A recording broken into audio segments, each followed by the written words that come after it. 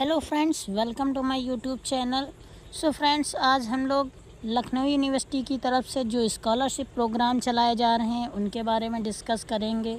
तो जैसा कि ये वीडियो जो है कर्मयोगी स्कीम के लिए मैंने बनाया है, आप लोग अगर किसी और भी स्कॉलरशिप प्रोग्राम के बारे में जानना चाहते हैं तो कमेंट करिएगा, हम आपको उसके बारे में भी डिटेल से बताएंगे।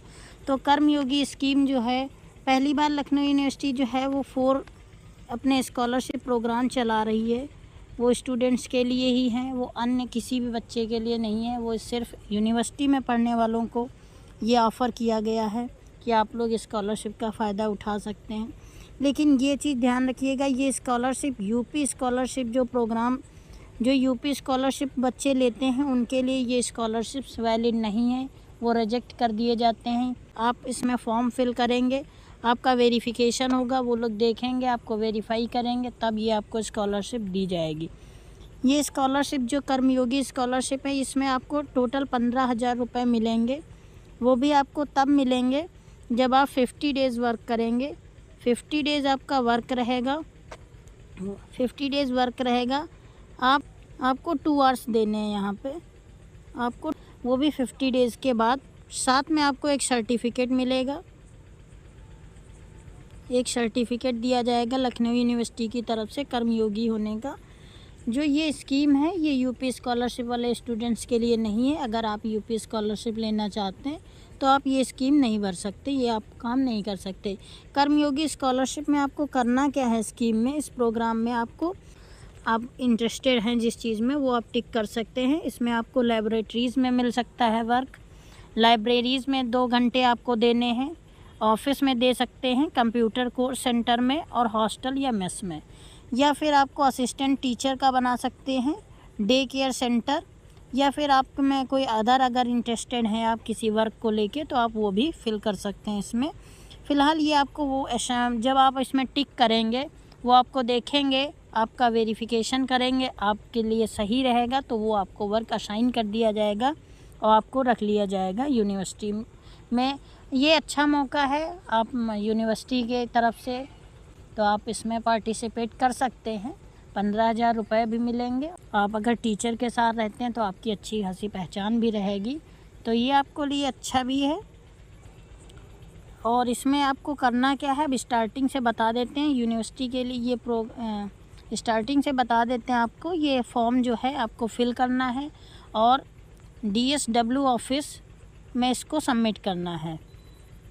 स्टूडेंट वेलफेयर ऑफिस है, डीन स्टूडेंट वेलफेयर ऑफिस जो है, वहाँ पे आप इसको सबमिट करेंगे जाके, तब ये वेरीफाई होगा। तो ये फॉर्म को भरना कैसे है और कौन कौन एलिजिबल है, पहले एलिजिबिलिटी चेक करते हैं। इसमें क्या क्या एलिजिबिलिटी है, इसकी क्राइटेरिया क्या है आपको मिलने का। आपके पास अगर ये चीज़ें हैं तो आप इसको कर सकते हैं। Total income of his parents और guardians does not exceed 3 lakh per annum. अगर आपके पापा मम्मी 3 लाख से ज़्यादा आपकी सैलरी इनकम नहीं है, एनुअल इनकम आपकी अगर 3 लाख से कम है, तो आप इसके लिए एलिजिबल हैं। ये आपको एक तहसीलदार से सर्टिफिकेट बनवाना होता है, इनकम सर्टिफिकेट, वो आपके पास होना चाहिए पापा का। हैव क्लियरली, सेकेंड पॉइंट है, have clearly pass the previous semester annual examination eligible for the back paper. आप भी कोई जो एनुअल एग्ज़ामिनेशन या सेमेस्टर एग्ज़ाम होते हैं उसमें आप आपने बैक पेपर वगैरह जो है वो पास कर लिए हो या आपका बैक ना लगा हो, वही बच्चे ये भर सकते हैं। Is enrolled for the regular self finance course of the university. आपको सेल्फ फाइनेंस कोर्स या आपको रेगुलर कोर्स यूनिवर्सिटी में आप अगर कर रहे हैं तभी ये आपको स्कॉलरशिप मिलेगी। जैसा कि पहले ही मैंने बताया था कि ये सिर्फ यूनिवर्सिटी के बच्चों के लिए है, किसी अदर स्टूडेंट्स के लिए नहीं है। Has passed minimum 60% marks in the previous examination. तो जैसे आप UG के अगर हैं तो आपको 12th में अपना जो है 60% मार्क्स के साथ पास होना ज़रूरी है। अगर आप PG के स्टूडेंट्स हैं इस टाइम में तो आपको UG की मार्कशीट में 60% टोटल नंबर CGPA आपका रहना चाहिए, तभी आप एलिजिबल हैं इसके लिए। और आपको 75% अटेंडेंस अपने प्रीवियस एकेडमिक सेमेस्टर और ईयर में शो करनी होगी कि आप जो हैं 75% अटेंडेंस के साथ ही आपने 60% मार्क्स गेन किए हैं। एंड 6 पॉइंट जो है ये है, should not have been involve in any unlawful activities. तो आप किसी भी यूनिवर्सिटी में या कॉलेज में जहाँ भी अभी तक आप पढ़े हैं वहाँ से कोई भी अनलॉफुल एक्टिविटीज़ नहीं रही हो, मतलब ब्लैक लिस्टेड में आप नहीं होने चाहिए।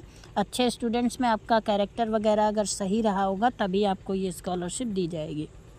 He is not receiving any kind of financial assistance including fellowship और स्कॉलरशिप। जैसा कि इसमें लिखा ही है कि वो इससे पहले कोई किसी भी टाइप की जो है स्कॉलरशिप ना ले रहा हो, उस स्टूडेंट्स के लिए ही ये मिलेगा। तो ये थी इसकी एलिजिबिलिटी। अब फॉर्म कैसे फिल करना है वो जान लेते हैं। तो जैसा कि इसमें नॉर्मल डिटेल आपको फिल करनी है, student name, class, year, mother's name, email ID, local address, permanent address, father's name, इसमें ऑक्यूपेशन, डिपार्टमेंट नेम, जहाँ भी अगर फादर आपके सर्विस में है तो आपको लिखना पड़ेगा, अगर सर्विस में नहीं है फॉर्मर वगैरह तो आप इसको ब्लैंक कर दीजिएगा। मंथली इनकम, टोटल इनकम आपको लिखनी है। इस नेम में आपको ऑक्यूपेशन में होम मेकर अगर हैं तो आप होम मेकर लिख सकते हैं, और ये सर्विस वाला पॉइंट जो है उसको कट कर दीजिएगा। मंथली इनकम और टोटल एनुअल इनकम 0 रहेगी, क्योंकि जब होम मेकर हैं तो कोई भी इनकम नहीं रहेगी। देन 10 में क्या है, number of brothers and sisters studying in university of Lucknow और इन अदर यूनिवर्सिटीज़। और कितने भाई बहन आपके स्टडी कर रहे हैं लखनऊ यूनिवर्सिटी में, चाहे कर रहे हो या किसी अदर यूनिवर्सिटी कॉलेज में, तो वो आपको यहाँ पे लिखना है।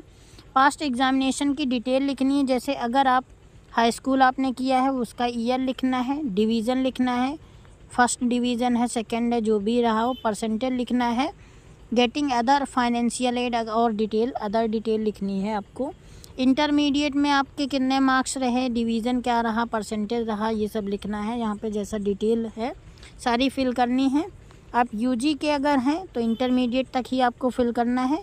अगर आप पीजी के स्टूडेंट हैं तो आपको ग्रेजुएशन 3rd ईयर तक फिल करना है।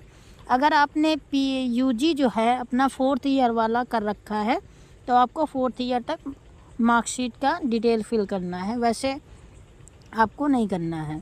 पोस्ट ग्रेजुएशन के हैं तो पोस्ट ग्रेजुएशन तक भरना है, यानी जो बच्चे एमएससी फर्स्ट सेमेस्टर के हैं, अगर वो एमएससी 2nd ईयर के हैं, अगर वो फिल करते हैं तो इनको पोस्ट ग्रेजुएशन तक अपना फिल करना है। देन आप अपना टिक बॉक्स कर दीजिएगा, tick the boxes if interested doing work. आपको जो भी वर्क अच्छा लगता हो वो इनमें से आप चूज़ कर सकते हैं, टिक कर दीजिएगा। स्किल्स आपके पास जो भी हों वो अपना लिख दीजिएगा। टेक्निकल कोर्स आपने कर रखा है, सर्टिफिकेट है आपके पास, वो इस पे फिल कर दीजिए। टेक्निकल एकेडमिक अचीवमेंट हैं आपके पास अगर तो वो लिख दीजिए इसमें। आप लैंग्वेज में देख लीजिए, लैंग्वेज आपको हिंदी आती है तो आप टिक कर दीजिए। आप लिख सकते हैं, पढ़ सकते हैं, स्पीक बोल सकते हैं तो इस पर टिक करिए। इंग्लिश में भी आप टिक कर दीजिए अगर आपको आती है। अदर फॉरेन लैंग्वेज आपको कोई आती है वो लिख दीजिए यहाँ पे, नहीं आती है तो नो पे।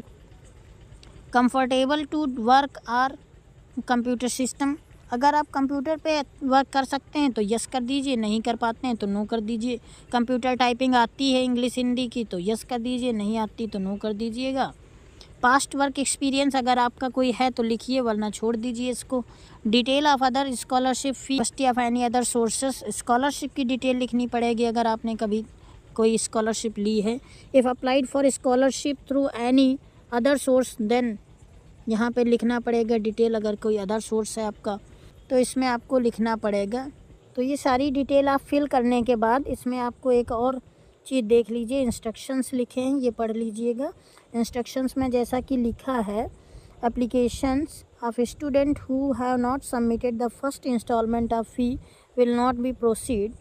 तो पहली बात ये तो ऐसा हो ही नहीं सकता कि आपका एडमिशन हो अब आपने फ़र्स्ट इंस्टॉलमेंट ना दी हो, तो ये तो कोई क्राइटेरिया वैसे इनको इंस्ट्रक्शन में लिखने वाली चीज़ नहीं है।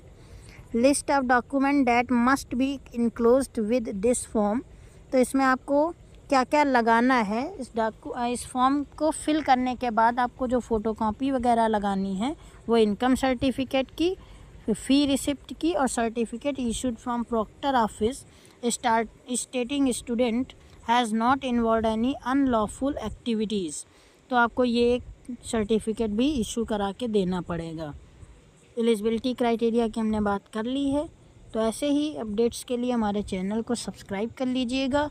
और ऐसी ही स्कॉलरशिप, अगर आपको और कोई स्कॉलरशिप के बारे में जानना है, कमेंट सेक्शन में कमेंट करिए, हम आपको इनकी भी डिटेल वीडियो बना के दे देंगे।